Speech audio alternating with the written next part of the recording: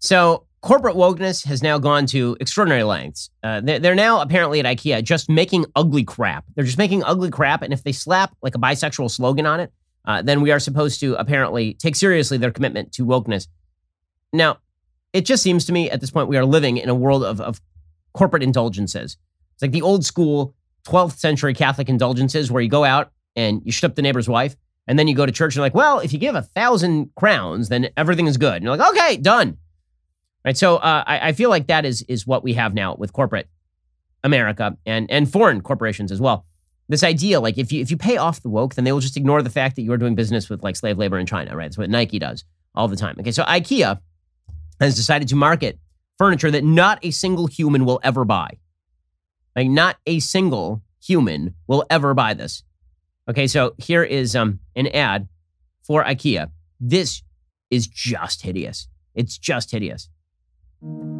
There are many different pride flags. Oh boy.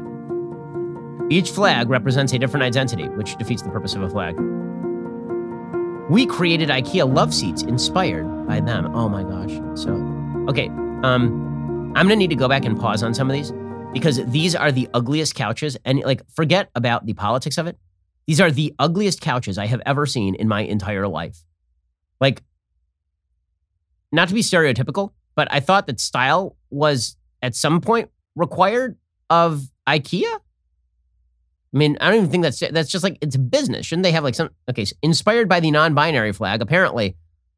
The nice thing about this particular gray couch is that you can carry it using the straps randomly attached to it that presumably fit under your butt while you sit. That sounds pretty terrible. This looks like an awful couch. This isn't even this isn't close to the ugliest one, by the way. Let's go to the next one. So we can see these one by one because they are masterpieces of hideousness. Inspired by the transgender flag, this is a love seat with clouds attached. I know where you're supposed to put your leg.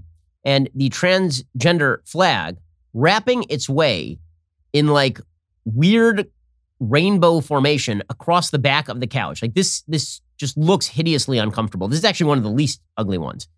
Okay, wait. Inspired by the Progress Pride flag.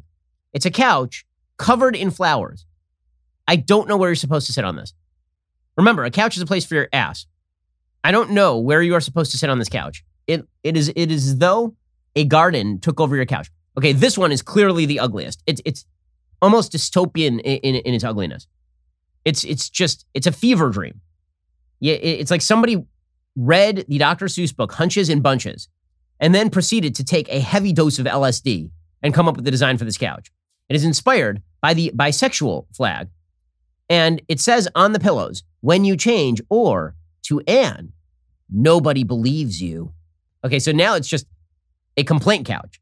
Also, the couch is like covered in hands. For those who can't actually see it, it's actually covered in handprints, and there are 2 human arms coming out of the couch, and 2 other hands coming out of the couch. It looks like something from The Shining. Like you're going to be strangled to death by your own bisexual couch. Who is going to buy this? And why? And how? Inspired by the pansexual flag, apparently, they found a pansexual colorful cow and just skinned it and put it directly on this particular love seat. And no one's going to buy any of this crap. No one's going to buy any of it. The lesbian flag couch is the least ugly, and that's really saying a lot. It's like still ugly, but I don't know what it has to do with lesbianism per se. It's just the colors of the lesbian flag.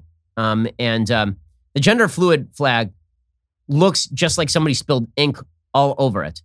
It just looks like it's like purple and pink and white, but then there are these big black blotches all over the couch, as though an amoeba had been blown up to life size, like giant. And then there's the transgender flag, which is just a bunch of Google Doodles. So well done, IKEA. I'm sure they will sell thousands of these things. Or alternatively, they are just pandering to the LGBT woke crowd so that you will shop at IKEA and never buy one of these couches, but feel super good about yourself.